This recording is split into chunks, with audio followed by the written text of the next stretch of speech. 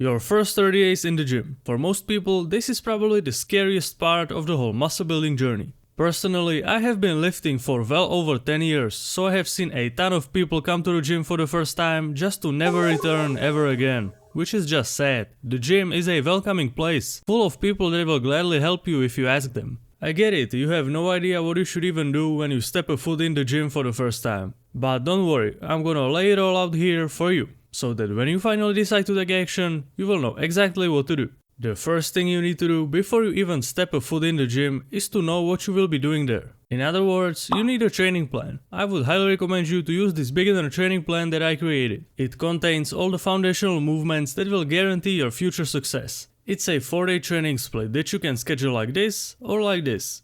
And you will want to do this training plan for at least 3 to 6 months before you move to something more advanced. But we will go over the details a little bit more in a second. Alright, now that you know what you will be doing, it's time to actually go to the gym for the first time. Most people that go to the gym for the first time have a completely incorrect mindset. They think, okay, I'm gonna go to the gym and absolutely smash it today. I mean, it's not a bad mindset to have, but it's just unrealistic. On your first couple of days, your goal shouldn't be to absolutely smash it, but instead, the goal should be to familiarize yourself with the gym environment. In fact, I would not recommend going balls to the wall right from the get-go, because that is one of the reasons why people quit.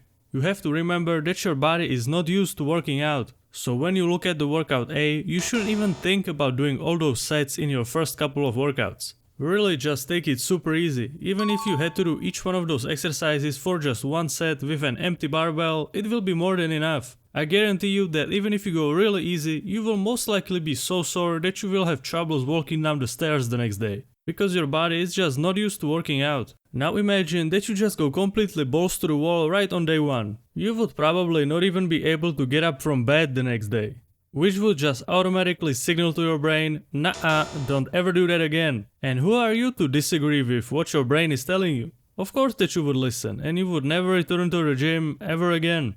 You should really treat your first 30 days in the gym as a tutorial. Instead of thinking, I'm gonna get jacked in 30 days, you should think, I will try to learn as much as possible in the first 30 days. This is not a video game, you can't just speedrun your way to the end game. That's not how it works. You need to build your foundation first, which means learning the proper technique of all the basic exercises. That should be your number one goal the whole time you are doing this beginner routine. Really, don't be so focused on building muscle, because that will happen anyway.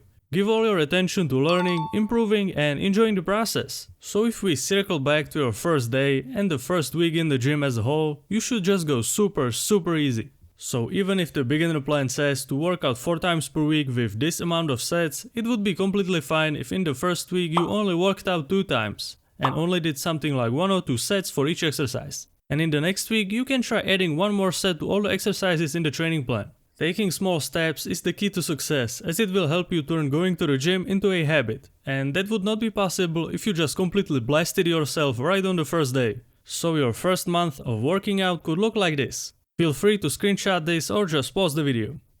Alright, let's continue. As I mentioned before, you should give your whole undivided attention to learning the proper technique of all those exercises. To help you with that, record yourself on your phone while you are doing the exercises, so that you can clearly see what is going on. And what you can also do is ask someone in the gym for help. Trust me, people will gladly help you out. You don't need to worry, no one will judge you because you are small or anything like that. People have enough of their own insecurities to worry about yours. In the words of the professor, the day you start lifting, you become forever small. So remember that if you think that people are judging you because you are small, then you can be sure that they are not, because in their own head they are thinking the same exact thing as you. If you are familiar with the gym culture at least a little bit, you might know that it's necessary for you to progressively overload in weight over time. You don't really have to worry about this in the first month because of the fact that you will be adding more sets as the weeks come along, which will naturally make you do more work, which will take care of the progression element. But once you are doing the whole beginner routine in its entirety, progressive overload should be your number one priority together with the proper technique.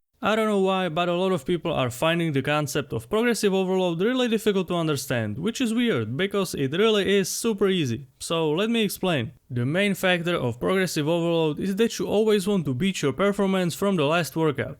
And in order to know what you did in the last workout, you need to write down the amount of weight you used on each exercise. You can use a tracking app of some sort, but I would really recommend you to just get a paper notebook that you will carry with you to the gym and write it in there. And because you are a beginner, you will easily be able to progress from workout to workout. So your goal should be to add the smallest plate you have in the gym to each exercise in every workout or at least every week, and then hit the same amount of reps as before. Basically, you will gradually increase the weight without any big jumps in weight. The speed at which you should add weight will entirely depend on you as an individual. If you are having troubles adding weight in each workout, then only add it once per week, because you need to make sure that your form doesn't break down as a result of adding too much weight too quickly. So remember, if your form starts to break down or if you are not in control of the movement anymore, then slow down. Generally, you will probably be starting from an empty barbell or very light dumbbells. Pretty much start with the weight that you feel like you can control and go from there. Now you are fully set up for your success in the gym, but there are also things that need to be done outside the gym, notably your protein intake. Aim your full focus on getting in enough protein, that's all that matters for you right now. 1 gram of protein per pound of body weight and you're good. But I just gotta clarify that this should be based on your lean body mass. It's fine to count your normal body weight if you are not overweight. But if you are like 300 pounds, then you gotta calculate what your lean body mass is. Otherwise your protein goal will be insanely high.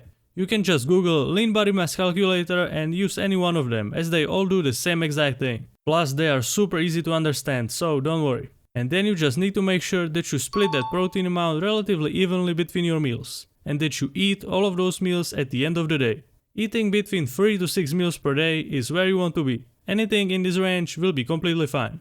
I will show you an example. In this example, we will choose to go with 4 meals per day. Take a piece of paper and write down the protein source for each one of your meals. So you can do something like meal 1 eggs, meal 2 Greek yogurt, meal 3 lean meat, meal 4 protein powder. The amount of food that you will use depends on your daily protein intake. So if you weigh 160 pounds, then your daily protein intake is roughly 160 grams. So if you go with 4 meals per day, you divide your daily protein intake by 4, because that's the number of meals you chose. 160 divided by 4 is 40 grams of protein in each meal. And now you can just match the protein amount of the protein source you chose. So for example, to get 40 grams of protein from chicken breast, you will need to use roughly 165 grams of chicken breast. And you will do this with all of your protein sources. You simply figure out the amount and you write it down on paper. And then you just focus on sticking with what you have written on the paper. And then you can fill the rest of the meals with whatever you want. You don't need to count anything. If you just stop eating garbage food, it will be more than enough to change your physique. You can normally eat until you feel satiated. And as long as you eat mostly clean foods, you will be completely fine. And lastly, the easiest but also the hardest step at the same time: sleep.